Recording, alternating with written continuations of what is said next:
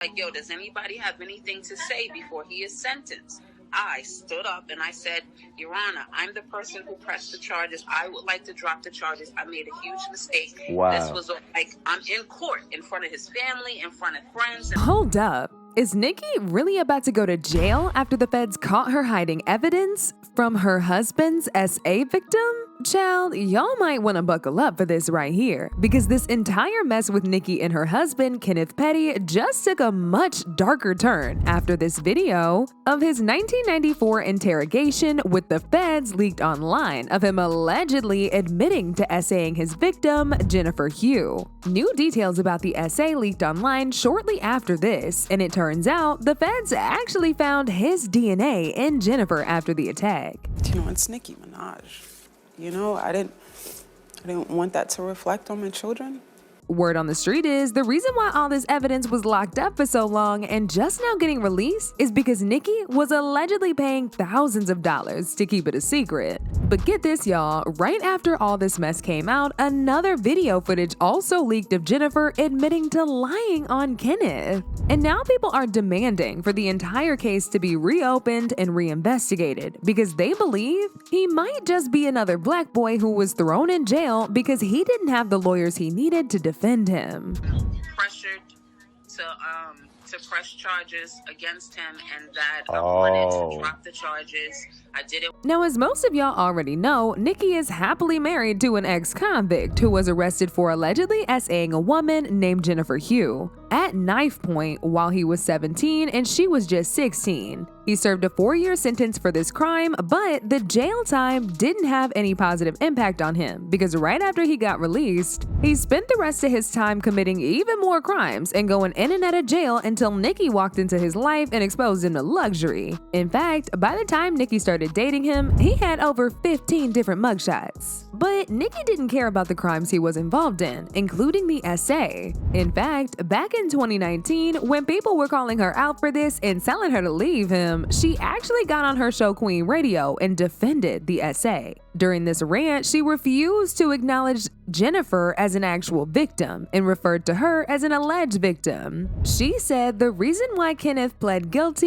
even though he was innocent, was because he needed over $7,000 to afford bail, which he didn't have. So the only way to get a reduced sentence was to take a plea deal. She said, when the alleged accuser wrote a letter to the judge asking to recant the statement, she was told that she would go to jail for 90 days, allegedly, if she recants the statement. Because when you were in the hood at 15, you don't have that kind of money, and neither does your family. Nicki's basically trying to sell us this real sad story and insinuating that Jennifer was lying simply because she tried to recant the statement. She really wanted to convince us this man was innocent. And mind you, this the same man who was convicted of manslaughter back in 2006. I mean, the manslaughter charge don't got nothing to do with this case, but it definitely gives you an idea of the kind of man he is. Anyway, fast forward to 2021, both her and Kenneth got sued by Jennifer for allegedly trying to intimidate Jennifer. But the case was thrown out of court due to insufficient evidence. And once again, Nicki's camp tried to make it look like this meant Kenneth was innocent. First time on camera regarding a lawsuit she filed against Nicki Minaj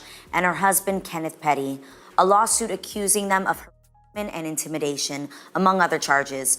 I feel like the actions that were taken in regards to this whole situation have put me in a different type of fear at my age now, and it was wrong, and I don't want to be afraid anymore. So the only way not to be afraid is to continue to speak up.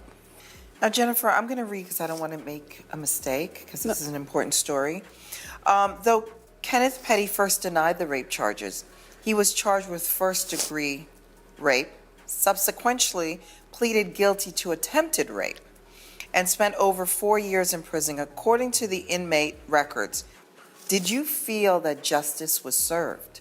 I don't think I thought about justice per se because I was still blaming myself. Okay. I thought it was something that I did or didn't do. So I don't think I thought about if I got justice. I I just knew he did what he did and he went to jail, and I had to leave my family, I had to leave my home, and I had to move away. So, yeah, I never really gave it much thought. Forward, when it was announced that Kenneth Petty was marrying Nicki Minaj, what was your first thought about that news? I was so afraid of being found out. I was so afraid of being known as the person he violated, and I didn't want that. You know, it's Nicki Minaj. Things got so messy after this that Jaguar Wright had to step into the chat to defend Jennifer, especially after Nicki's lawyers managed to get the case thrown out. It turns out Jaguar actually got to know Jennifer in person through a friend, and ever since then, Jennifer's been spilling the tea to Jaguar. Jaguar said Nicki and Ken allegedly reached out to Jennifer with a huge sum of money to get her to recant that statement, the one that she made decades ago about him SAing her so his name would be removed from the SEX offenders list, but she refused. And that's when they got to sending people to and threaten Jennifer. Rosie Ho live on YouTube.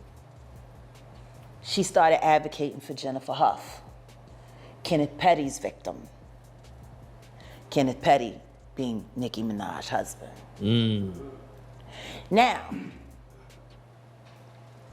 I'm wrangled up in that You were advocacy.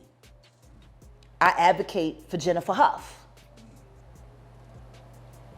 Part of the reason why I advocate for Jennifer Huff is because it disgusts me what has happened to her life.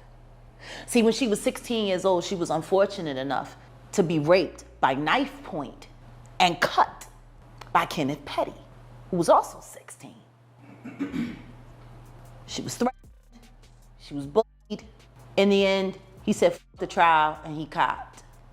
He copped a plea, attempted, but it landed him on the sex offender registry list. By the way, he is a level 3 offender. For those of you who don't understand how it works, this is how it goes. teaching with Jaguar. First tier, level 1 offender. You on that for 10 years. Level 2, they give you 20 years on the registry. Level 3, you're on it for life. For life. For life. That's her husband. A whole ape, monster, sexual, sadist, deviant who likes to whittle on his women as he rapes them. That's her f***ing husband. Right. Jennifer was his victim in the 90s. She moved on with her life, had children, everything was fine until this pussy marries Nicki. Now he married Nicki. He Mr. Minaj, right? So he moves from New York to Los Angeles and decides he doesn't have to register anymore. Well, he ends up getting busted for it. He gets booked, the fans catch on, the blogs catch on, and then the next thing you know, they find out he's got a conviction. Then they start researching who's the victim. And now Jennifer Huff's name is drug into this all over again. The Pettys decide to engage her, offer to pay her to recant her story so he can get off the registry. Imagine the balls.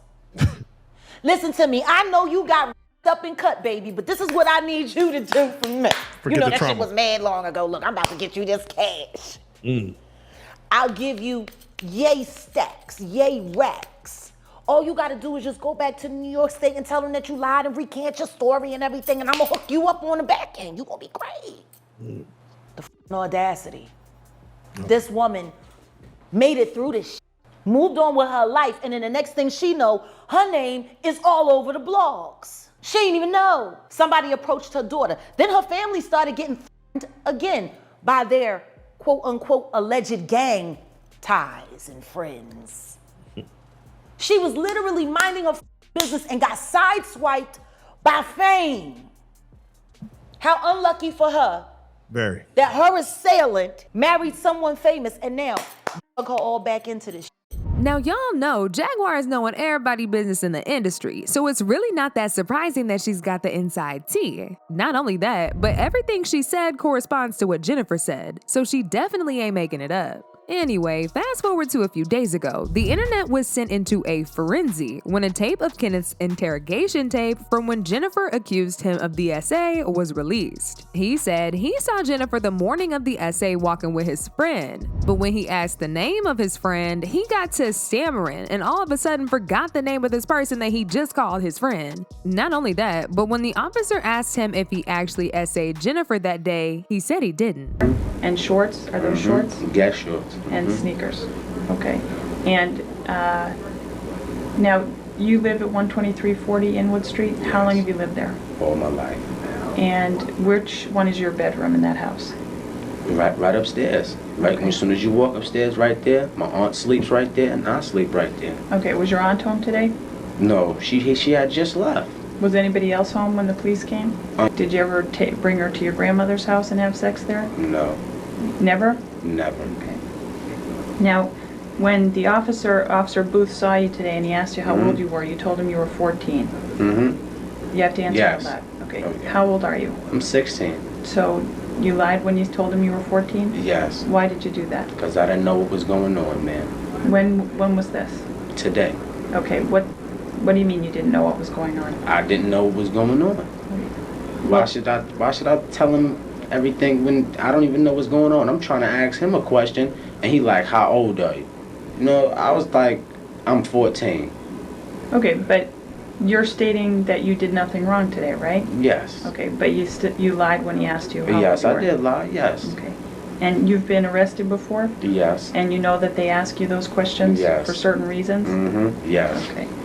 How long have you known Jennifer? Ever since preschool, daycare center. Okay. And just to clarify, what's her last name? It's her last name.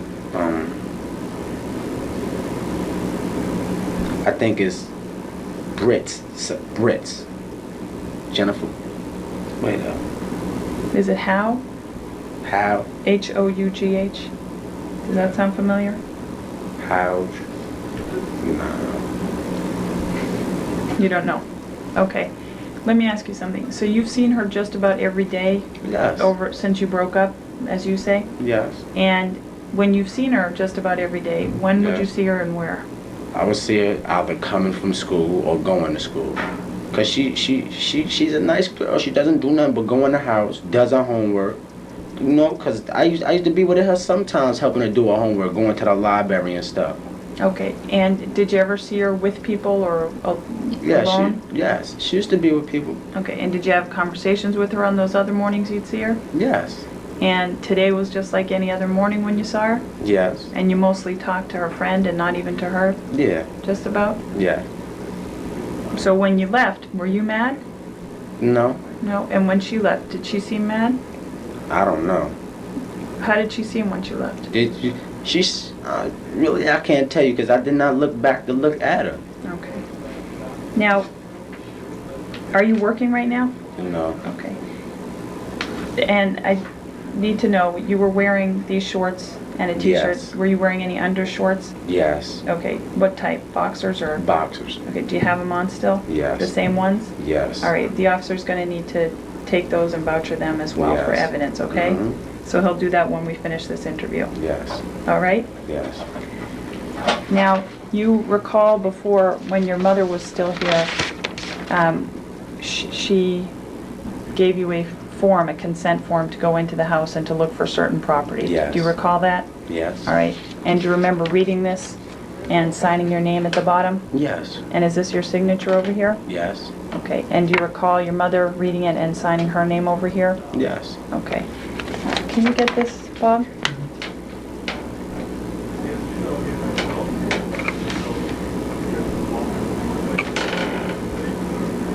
Yeah? Okay. And your mother went over with the police officer and with me to the house.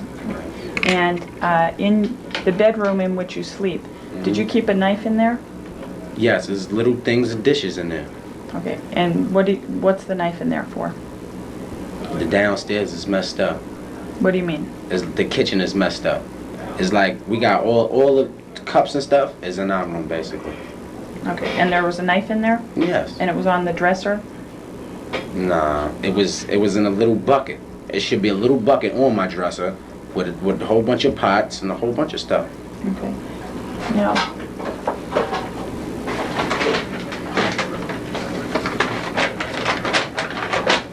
just want to... Yeah, do you have something? You know what, I'll use a piece of paper. You want this? You want something like this? Or? No, I got this. Is this the knife that was in your room? Yes. Okay. And on your dresser? Yes. Okay. It shouldn't have been on my dresser though. Can you get that? Hold it, tilt it, so I can.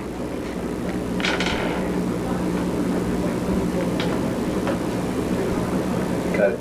Okay.